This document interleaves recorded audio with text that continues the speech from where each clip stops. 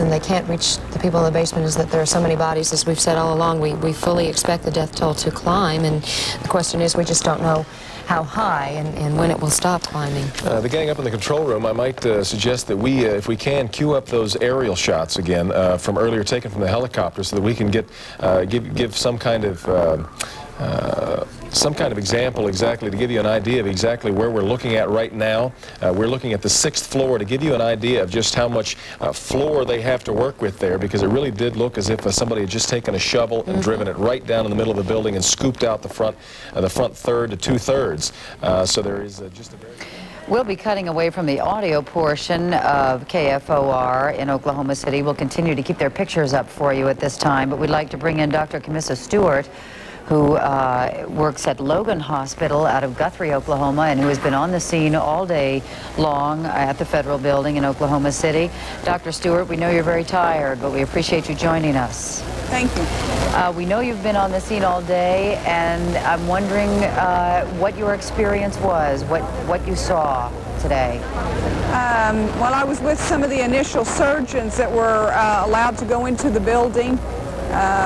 We were basically near the basement, first and second floor, at least initially where the credit union and nursery used to be. And I was involved with helping to bring out 2 of the survivors. There was 2 trauma surgeons that were also there, and we were able to call back and get emergency operating equipment in the basement and able to perform an amputation there by the trauma surgeons were, and help get a lady out there. How do you operate under conditions like that, which many would describe as warlike? It's very frustrating to not be able to. We had a lot of the equipment there, but we just couldn't get to the patients because the amount of rubble that was in the building that had fallen down to the first, second floor. Have you had previous experience doing trauma medicine like this before, or? Well, I work in the emergency room, and I'm the emergency room director at a hospital here just north of Oklahoma City. But I've never been involved with anything with this much mass destruction. How strong are the support personnel? In other words, if you reach a survivor and they need some sort of on-the-scene operation and they need blood, for example, how quickly can you get all that to that person?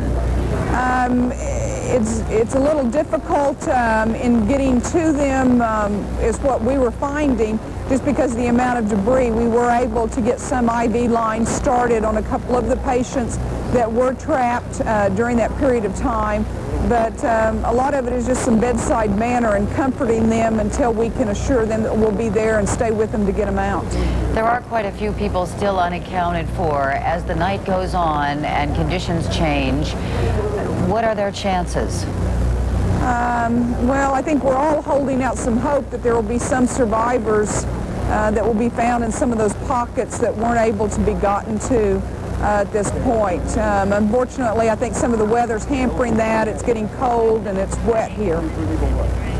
And what kind of toll is this taking on you as a rescue operation personnel, physically and mentally? No, I think I don't realize the psychological stress quite yet at this point, but I probably will as I go home. And physically, I'm pretty beat and am ready to go home, and I'm heading that way. Will you be back again tomorrow to assist? I think it's more if they call me and say they need me. At this point, I don't think it's so much medical personnel that they need as more heavy equipment operators and people to try to bring the debris out. All right, our thanks once again to Dr. Camissa Stewart. Lyndon?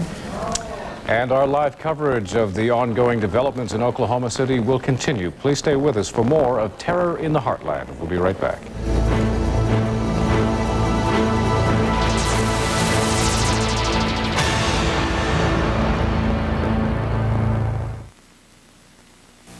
You wish you could help, especially when it's your mother. It hurt me to see Mom suffering. She always had an excuse not to see a doctor. It's so frustrating. Finally, the stomach pain got so bad that she had to go. Was she relieved when the doctor said Mylanta? Nothing soothes heartburn faster than Mylanta liquid. For occasional heartburn and acid indigestion, doctors recommend Mylanta most, even over prescription drugs. My doctor said Mylanta. Picking a color printer is no stroll in the park. Well, there are connectivity problems. You know, quality is always an issue. And if you make the wrong choice. But one laser printer cuts through the clutter. The QMS Magicolor LX that produces sharp, high-resolution prints on plain paper. With QMS, the color you pick is the color you'll get. And the price won't blow you away. QMS Color Laser Printers. See your computer dealer or call 1-800-49-COLOR.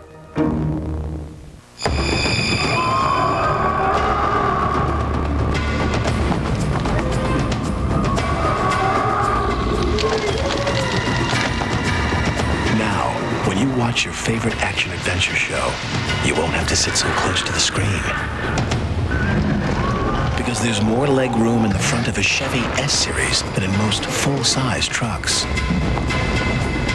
Chevy trucks, like a rock.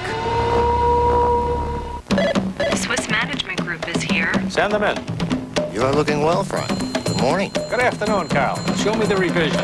The staffing is critical to the success When of the project. Frank Miller had 5 employees and a handful of customers, he took the time to meet face-to-face. Nothing less than double-digit increase. Now, with employees and customers around the world, he still can. Frank, where have you been all morning? Right here. We're still on for lunch, right? Seafoam. With vision comes power.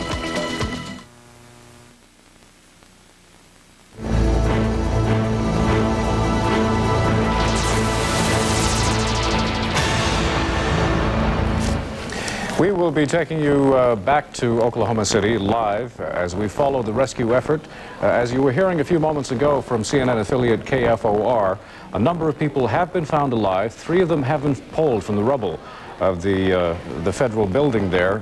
One woman was found in the basement area. There are 9 floors above ground, 4 levels below, which are parking areas, and they had pancaked one on top of the other. They found a woman who said there are 2 other people near her, but rescue officials have to get past other bodies to be able to get to them. And as you can imagine, they have to move very gingerly with the threat of those 9 stories above them, threatening to come down at any time, depending again on the stability of the construction materials. We're going to be joined now by Sean Simpson, who was an eyewitness to the explosion earlier in the day. And Sean, it appears that you suffered some injuries from that explosion. Can you tell us where you were and what happened?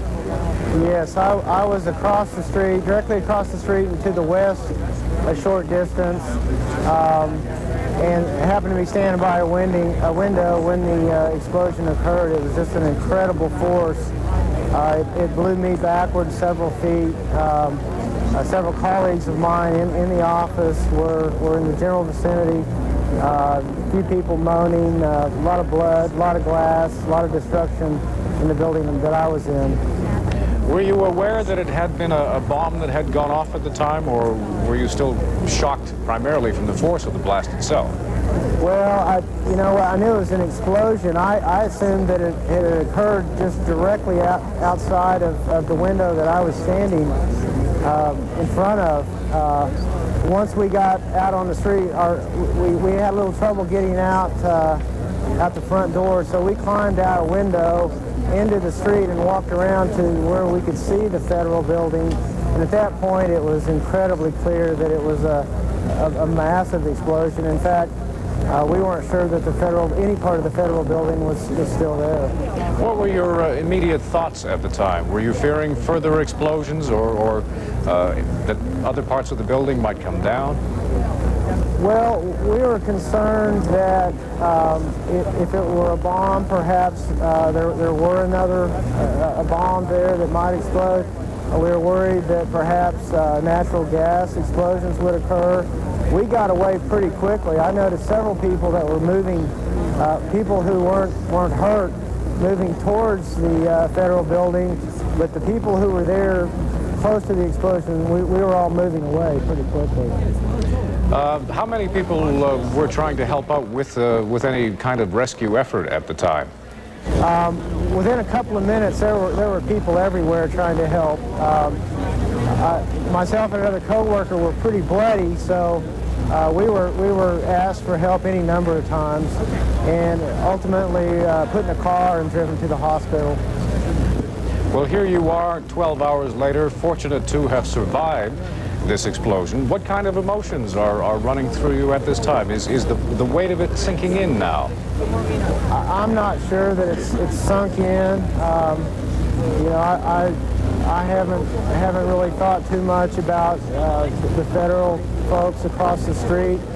I really don't want to think too much about that at this point. I've got some co-workers that were in the building that I was in that I believe are hurt pretty badly, and I'm concerned for them. I feel extremely lucky to be here. I really do. That was a thought that occurred to me within the first 30 or 45 seconds. Well, just before we leave you, there's a lot of speculation as to the source of this bomb, that perhaps it may be terrorist-oriented. How do you feel about perhaps international terrorism now being at your doorstep? Well, to be honest, I haven't thought that part through. It's pretty shocking. You know, Oklahoma City is a great place to live, and it certainly wouldn't have occurred to us to happen here.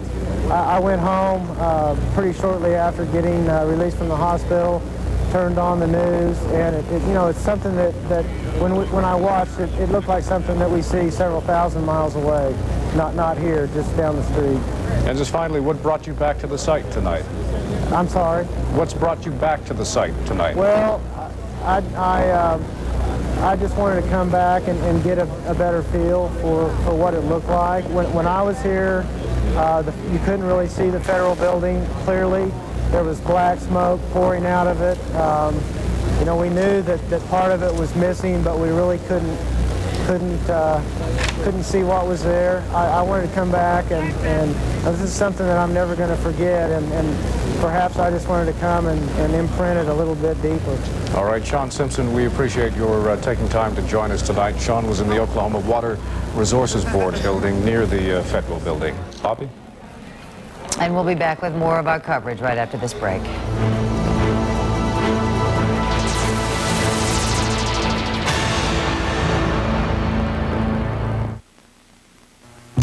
It's no surprise that everything here, multicolor printing, presentation materials, and more can be done by one printer. But what might surprise you is that this same printer is right around the corner. Dip Printing. You'll be surprised at what we can do. Take the weight off your hair so it can really move, really shine with Flex Light and Free. The shampoo that's free of heavy detergents and hair-dulling residue. Fresh light scent. Flex Light and Free from Revlon.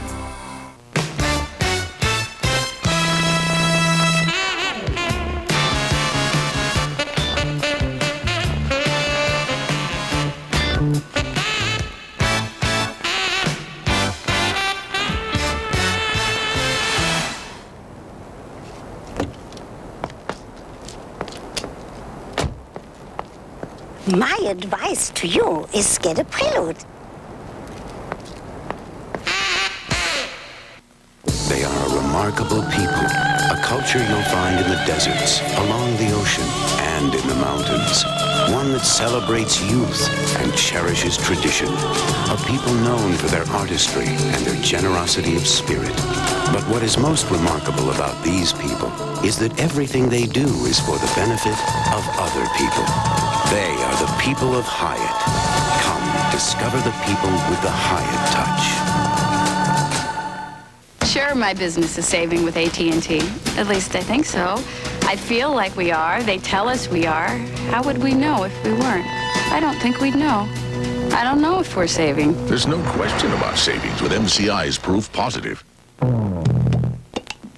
Hey, Mom, I just got here. No, Super 8 isn't mad I'm late. I've got their VIP card. They'll hold my room and give me a 10% discount. What are you going to do for me? With a VIP card, guarantee your room and save 10% at all Super 8s nationwide. It's morning in Detroit, and Ford designers are working on a concept car. In Brazil, a class of engineers studies a new engine. In Europe, a Ford-powered car drives to victory. While in Australia, a Ford returns from an endurance run. And And back in America, the Lincoln Continental gains yet another admirer. This is Ford, a world of 322,000 people in 30 countries, where the pursuit of quality never stops. You're looking for something different. Imagine the lush taste of paradise. Tropical passion. New from Crystal Light. Pink strawberry with a kiss of kiwi. Passion fruit with a splash of pineapple. Light, refreshing, and just 5 calories. If passion had a taste, this would be it. Tropical passion. New from Crystal Light.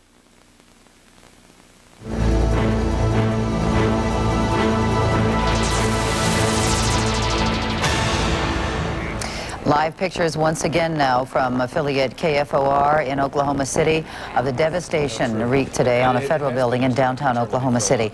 To help us understand more about terrorism, bombing techniques, and why Oklahoma City was the target, we're joined by Stephen Sloan. He is a terrorism expert and political science professor at the University of Oklahoma. Mr. Sloan, we've heard several experts today say that one thing they do know, this bombing seemed highly sophisticated. What does that tell you about it, or what is your take on it? The fingerprints on that bombing indicates probably that it was a well-organized group with a clandestine infrastructure and the logistics and capabilities to surveil the area and engage in a very horrible operation. I think many people have been asking also why Oklahoma City was the target. It's not, a city like New York or Los Angeles, where groups like that can seem to hide more. It is precisely because of that. You know, people are so used to saying terrorism is what happens to the other people. This has breached the insularity of the Midwest and is going to create shockwaves throughout the middle of the U.S. that didn't exist before.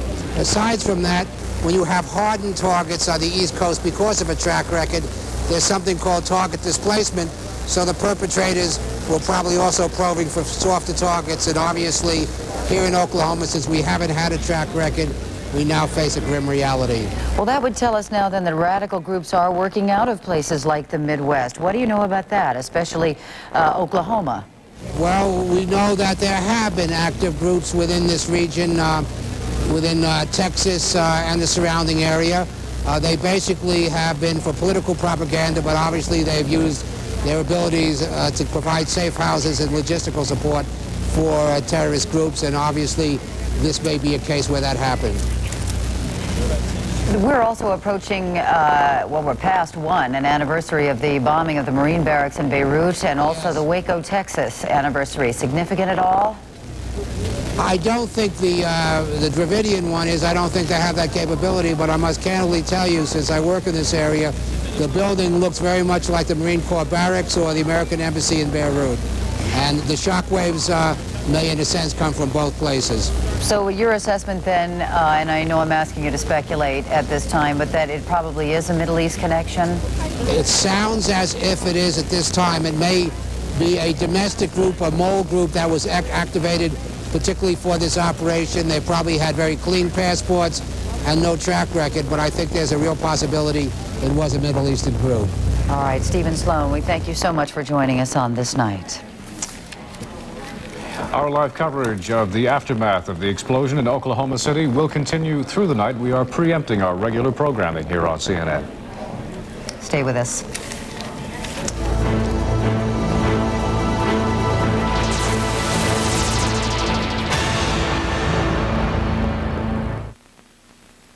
Saturdays on CNN, a weekly guide to raising kids in the 90s.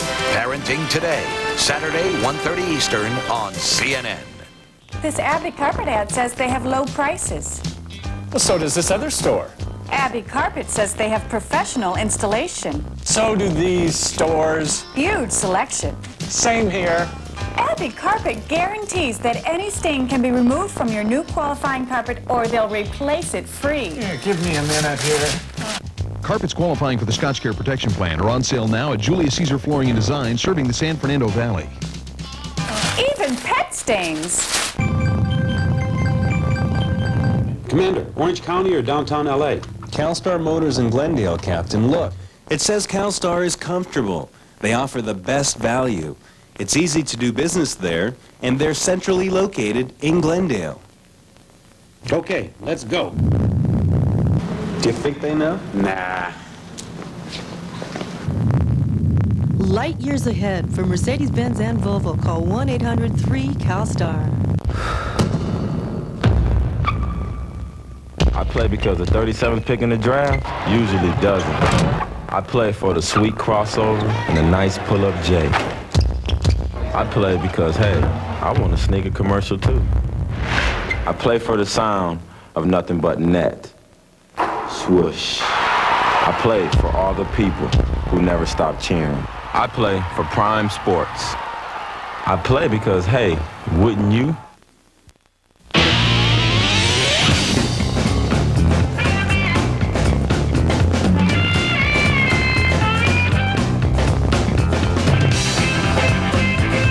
As you cruise along in your 32-valve V8 Mercedes-E, you look out over this endless ribbon of asphalt, and one word comes to mind. Yeehaw!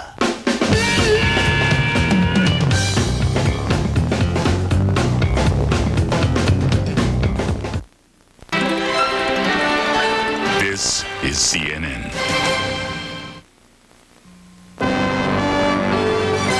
This is CNN Breaking News.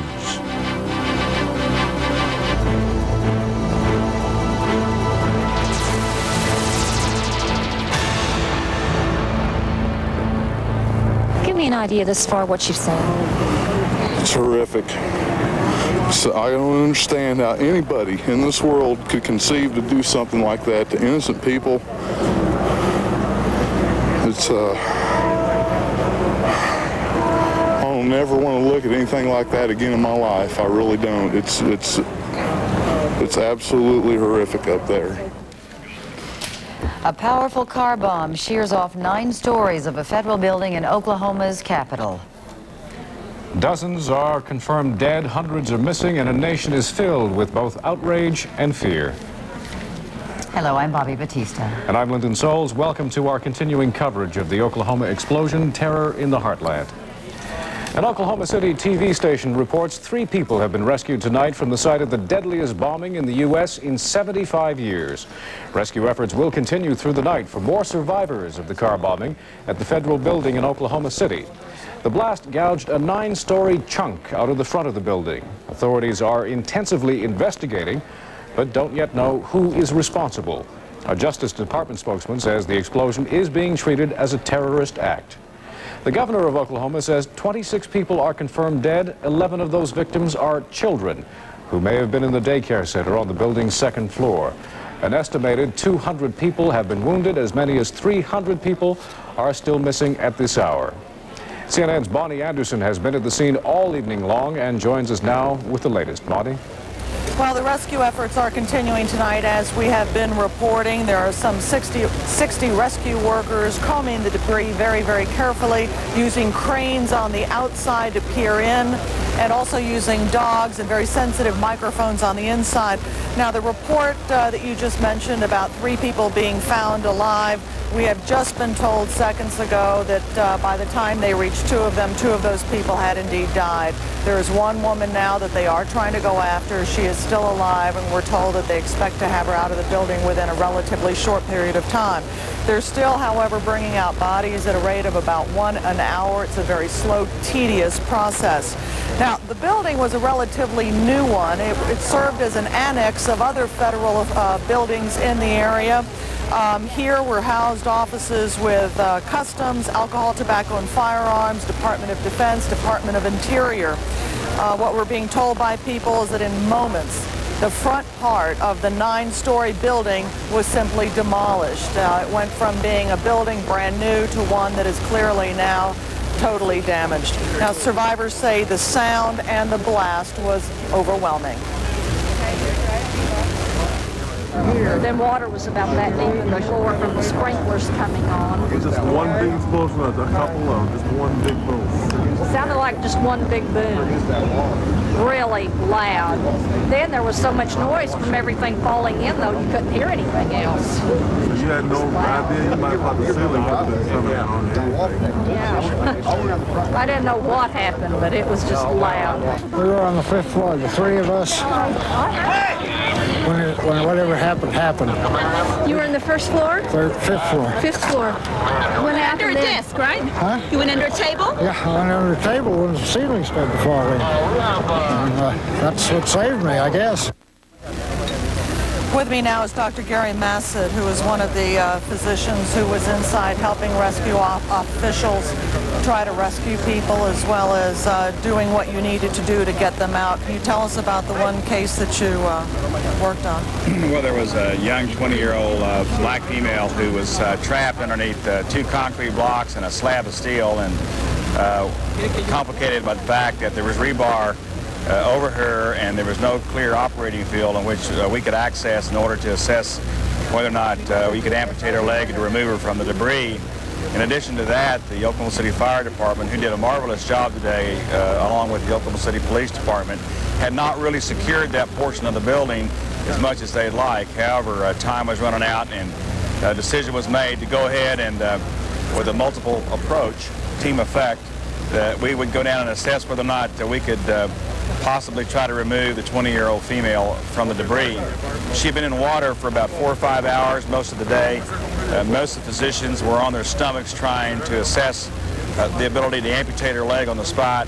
There were several physicians involved doing that process. We were able to secure her, create a field which would operate, and we amputated the leg on the spot, and Dr. Sullivan did a marvelous job, and we removed her to Oklahoma Memorial Hospital. What kind of condition is she in, do you know? As far as I know, she's stable, and she's missing her right lower leg at the knee. Did you run into any other survivors in there who were in similar conditions, people that might need to have the same type of operation? And there was one other quite large female who had compound fractures everywhere. She weighed approximately 250, 300 pounds. In approximately the same condition, but she was able to be removed without being trapped. And the problem with the young lady that we had to remove the leg with was that we were evacuated 2 to 3 different times because the building started to vibrate. We had to all remove suddenly and then go back in and start the field all over again. So it was a very dramatic approach. The law enforcement officials have done a marvelous job of securing the area. There were a few physicians on hand at the federal building, and we stayed there and worked most of the day. So. Well, Doctor, thank you very much for joining us. Thank you. As we've been reporting, the rescue efforts will continue overnight, possibly tomorrow and through the days to come. While the death toll now is officially 26 dead, including 11 children, that is the number of people who have been brought out of the building dead. We are being told that there's still as many as 200-300 people unaccounted for. We're being told also by other rescue personnel that there are still quite a number of dead inside the building. I'm Bonnie Anderson, CNN, reporting live from Oklahoma City. Bonnie, can you describe the scene around you as to whether there is a large crowd that has gathered, perhaps parents to stand vigil over children who still may be accounted for, or other family members standing vigil for other family members? What I'll tell you is that there is a very wide perimeter that has been blocked off from the building. This is perhaps the closest that anyone can get to. In fact, if we can show it to you, I'll step over here. We're about 1.5 blocks away. People gathered here. This is primarily the media. There are a lot of the government officials. The mayor was here. The governor came here. We have yet to see anybody that we could identify as a family member. I suspect that the city is keeping them in another location, and perhaps it's at the command post where they might be able to get information firsthand about what happened rather than hear it from us here. Back to you. Bonnie Anderson in Oklahoma City, thanks very much. Bobby? We now join CNN's Jill Doherty live at the White House for more on the administration's response to the Oklahoma City bombing. Jill? Bobby, briefed by his senior staff on details of the bombing, shocked by television pictures of the devastation in Oklahoma City, President Clinton warned that those who carried out the killing will have swift justice. The bombing in Oklahoma City was an attack on innocent children and defenseless citizens. It was an act of cowardice, and it was evil. The United States will not tolerate it, and I will not allow the people of this country to be intimidated by evil cowards. I have met with our team, which we assembled to deal with this bombing, and I have determined to take the following steps to assure the strongest response to this situation. First, I have deployed a crisis management team under the leadership of the FBI, working with the Department of Justice, the Bureau of Alcohol, Tobacco, and Firearms, military and local authorities. We are sending the world's finest investigators to solve these murders. Second, I have declared an emergency in Oklahoma City, and at my direction, James Lee Witt, the director of the Federal Emergency Management Agency, is now on his way there to make sure we do everything we can to help the people of Oklahoma deal with the tragedy. Third, we are taking every precaution to reassure and to protect people who work in or live near other federal facilities. Let there be no room for doubt. We will find the people who did this. When we do, justice will be swift, certain, and severe. These people are killers, and they must be treated like killers. Finally, let me say that I ask all Americans tonight to pray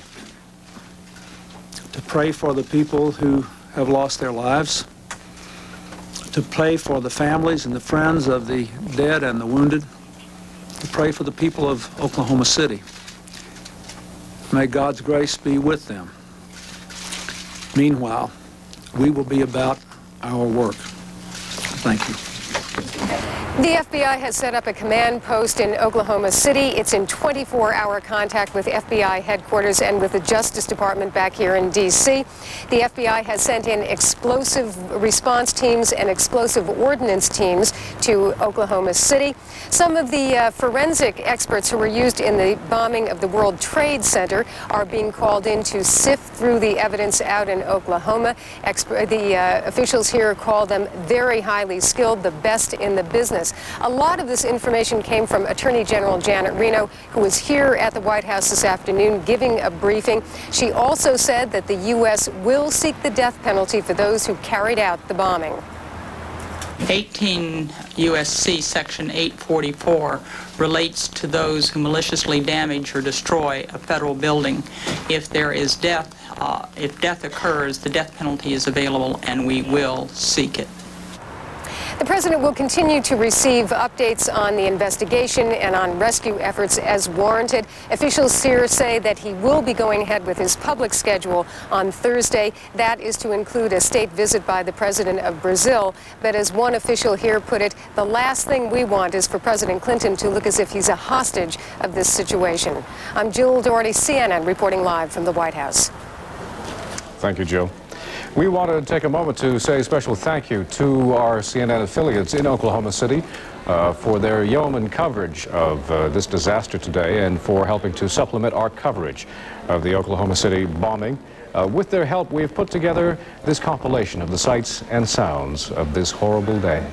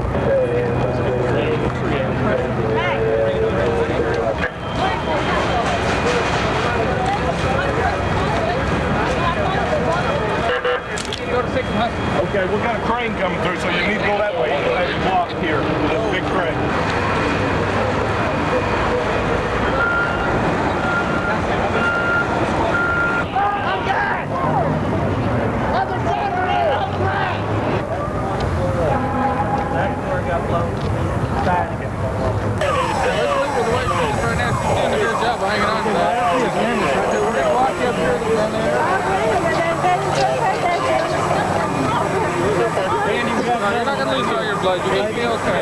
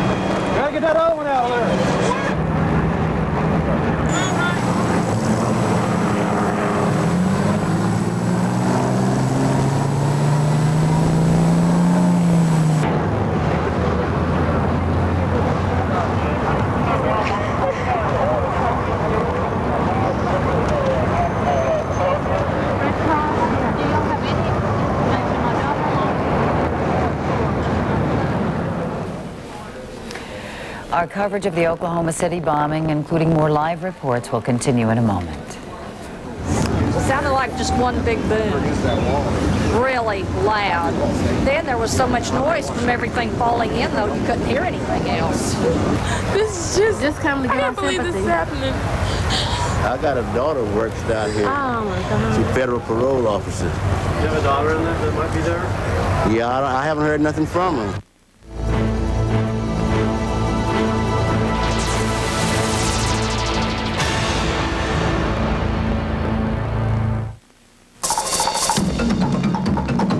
It was named Four-Wheeler Magazine's Four-Wheeler of the Year. Automobile Magazine's All-Star Sport Utility. And selected by Popular Science as the best of what's new. How else would you expect people to react after spending hours in the Discovery? I have to go again. Discovery, the family vehicles from Land Rover. You can see that we mean business the moment you walk in. Got so much more to offer than anywhere you've been. Office Max, taking it to the max. Aisle after aisle and on every page of our catalog, you'll find the best name brands at Office Max. Over 6,000 business products, drastically discounted every day, guaranteed to your satisfaction. Office Max, taking it. Office Max, to the max. America's always been a country of inventors, of relentless tinkerers. And if you're Bank of America, you hold up your end of the job to keep the wheels turning. Banking on America. Bank of America. How do you know? Who do you trust? What are they really saying? Only one long-distance company gives you written proof that your business saves over AT&T. There's no question about savings with MCI's Proof Positive. Well, sure, my business is saving with AT&T. At least I think so. I feel that we are. I'm sure that we are. How would I know if we weren't? I don't think we'd know. I don't know if we're saving. There's no question about savings with MCI's Proof Positive.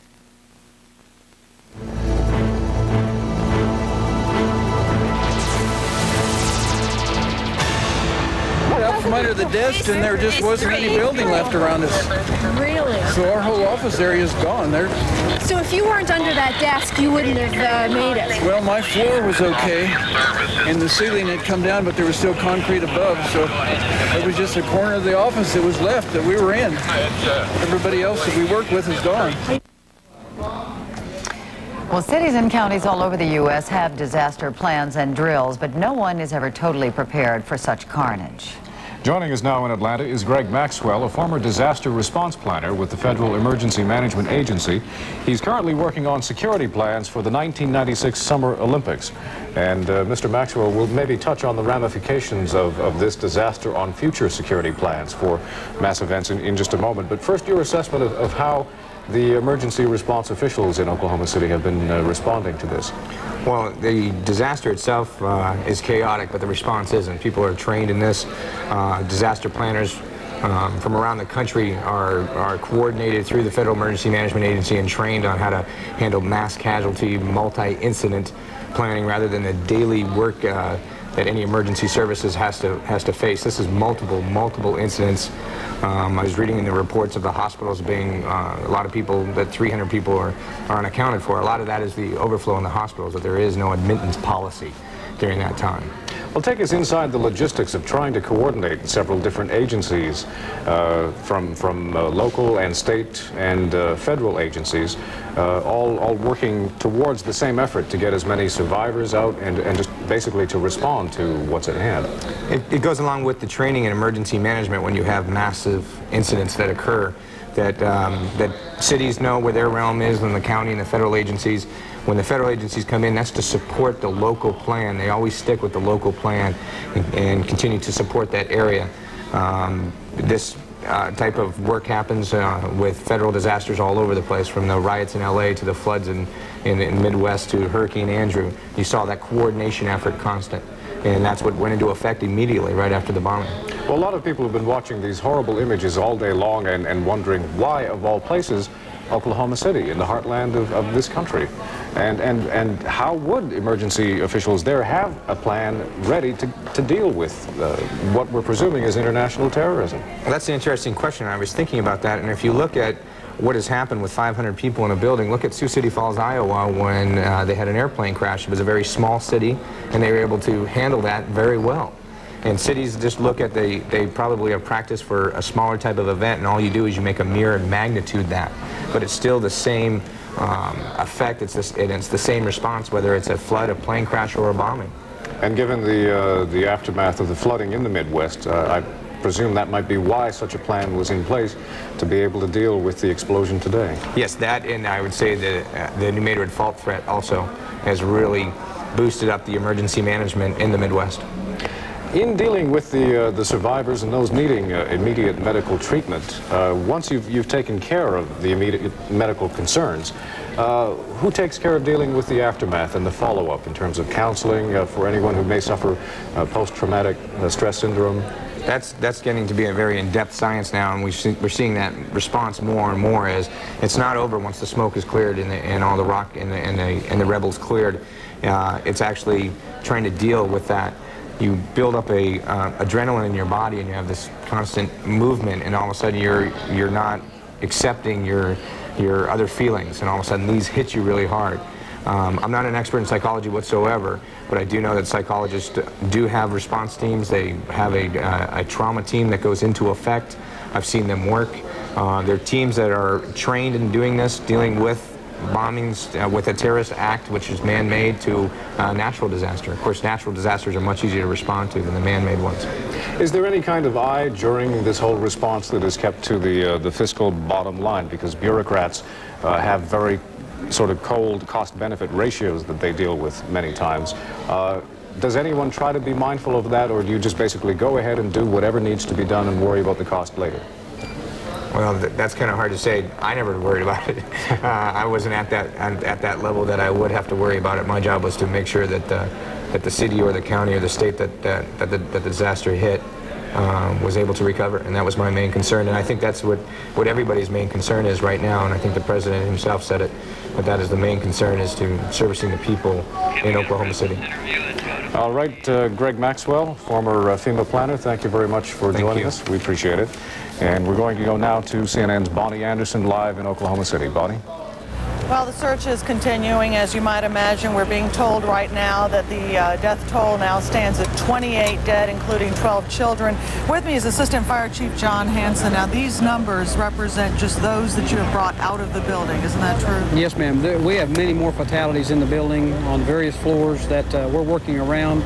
The reason we're leaving those people there is because our focus has to be on potential survivors in the building. Any sense of how many might be inside, dead or alive? Well, quite a few dead. We're hoping for some people alive. Hundreds? Possibly, a good possibility on the death side.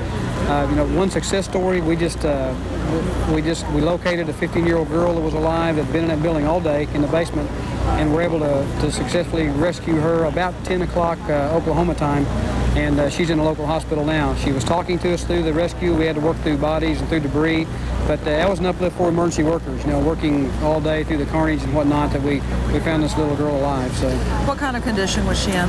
She's in critical condition. She's severely injured, but she had, the caring in her heart. She was worried about her friends when we were talking to her. She had some friends with her. So we're concentrating some rescue efforts in that area on that. Was she there as part of the daycare center side, or? We're not sure. We didn't answer those type of questions to her. We'll find that out later. But it was a very airy scene when we arrived this morning. First in crews. Our headquarters fire station is just down the street. And when we arrived on the scene, we had some of the toys and stuff had been blown out in the street from the daycare center. And so we knew there were kids involved. Fortunately, a couple of little ones kind of wandered out of the debris. We were able to get them away, but unfortunately, we've got about 12 of those little ones that didn't make it. What are you using in your rescue effort? How are you trying to locate survivors? Well, we're using our census, our rescue teams. We've got about 5 people assigned to each rescue team. Some of the teams have search and rescue dogs. When the dogs make a hit, we'll concentrate those efforts in that area. We have a FEMA team on the scene right now on a crane that's making some floor surveys. It's refreshing to have other experts come in and help us out. A fresh set of eyes. We've been here doing this since 9 o'clock this morning, and there's maybe some things we overlook, and it's just refreshing that we've got people around our country that bond and care enough to come in and help us out in this time of tragedy. Are there parts of the building that you still do not have access to, that you can't reach? Yes, ma'am. There are some areas where we haven't been able to get to yet because of the structural integrity of that building being so bad. When we had the bad weather come through just a little bit ago, we had to slow our rescue efforts down. We have a structural engineer and the architect of the building helping us out, evaluating where we can go, where we can't go safely. Do you have any word on have you located any other survivors? Do you know whether there are any other people in there alive? We're just trying to locate areas where we believe survivors could be at that point, and as we did in the basement. And that's where the FEMA people are helping us out at this point. I understand that there have been dogs included in the rescue effort. Very helpful then. Very much so. The dogs have made some hits, and in some areas that are helping us. It helps us focus in on certain areas where we might miss something or something. We hate to estimate, but if you have seen so many bodies in there and you're not dealing with them right now, can you give us a sense? We've heard that as many as 300 people are unaccounted for. Could the death toll reach that high? It's just hard to say right now. What we're reporting is what we have in our morgue, and there are numerous other fatalities in that building that we haven't brought out yet, and that death toll could really skyrocket over what it is right now. Will you be working around the clock? Oh yes, ma'am. We've got lights set up in the building, and we're not going to slow down or stop unless something with the building causes us to do that. And we're rotating our folks in and out, and we'll be here as long as it takes to perform any type of rescue. Any type of traumatic effect on your workers? Have they experienced any kind of either emotional problems, emotional trauma as a result of this? Oh, yes, ma'am. In a situation like this, especially when you have the kids involved, it's tough for all rescue workers, not just firefighters. And it's tough for the news media, too, to report things like this. And I was going into the building today right after the explosion happened, and we had firefighters coming out with tears in their eyes, with the carnage, knowing that the kids were involved, and a lot of them relating to children they have at home, and that's a tough issue to deal with. We've got critical incident management workers here, helping those emergency service personnel when they come out of the building. We send them to an R&R area and get them some help. All right. Well, thank you very much Yes, for ma'am. joining us. You bet. We do appreciate it. As you just heard, the assistant fire chief reported that within the past hour, a 15-year-old girl was rescued alive. She's in very critical condition, but has been able to be transported to a hospital. I'm Bonnie Anderson, CNN, reporting live from Oklahoma City. And CNN's coverage of the Oklahoma City bombing continues in a moment. We'll look at the lessons learned from the last major terrorist act in the U.S. There was no compassion for anybody, and you know, this is just a cold-blooded killing. This is just cold-blooded murder any way you put it.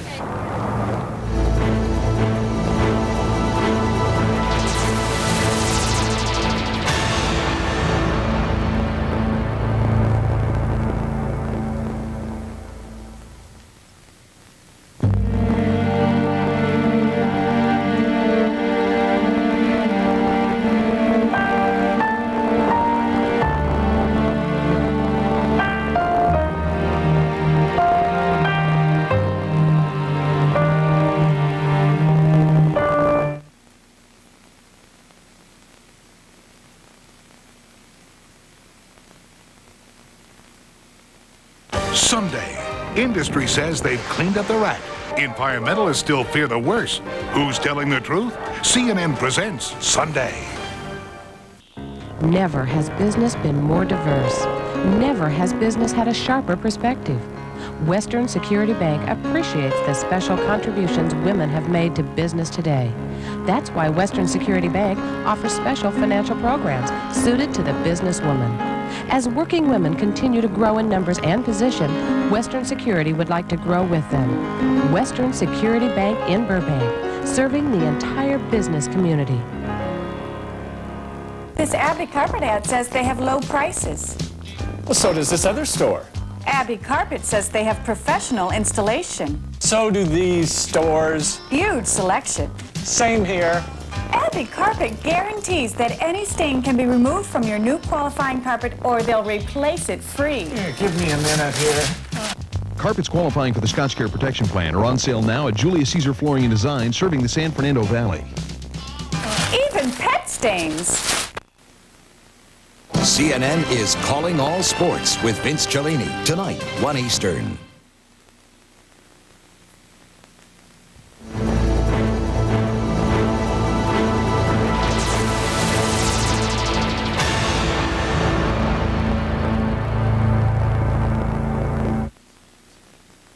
Look what's popping up for spring. It's Sears Days. You'll find many of our lowest prices of the season, but it only lasts 11 days. Come to Sears Days. Talk about a big star. This guy did it all. Drama, comedy, buddy pictures. But fame went to his head and he priced himself out of the market. It's like what's happened to some Japanese cars. For instance, this Oldsmobile Cutlass Supreme is over $4,000 less than Toyota's Camry LE and Nissan's Maxima GXE. There's a moral to this story. You get too expensive, you get burned. It's your money. Only Embassy Suites hotels give you a suite with 2 big rooms, a free cook-to-order breakfast, and evening beverages on the house. Because only Embassy Suites is twice the hotel. Call 1-800-EMBASSY. When you first bought your vinyl siding, they told you to clean it, just wash it off with a hose. Well, look, that doesn't always work. Good thing there's new Armor All Vinyl Siding Wash. Just spray it on, wait 5 minutes, then do what they told you to do. Wash it off with a hose. See? Guess they had our product in mind when they told you that. New Armor All Vinyl Siding Wash. We took the knowledge of Armor All and applied it to your home. In the next 30 minutes, your world will change. And Headline News will be there to report it all. In the next 30 minutes, Headline News, a whole day's news every half hour. What does your business get when combining breaking news with a Network 486 PC? CNN at Work. Get the competitive edge of being the first to know. Call 1-800-CNN-WORK. That's 1-800-CNN-WORK.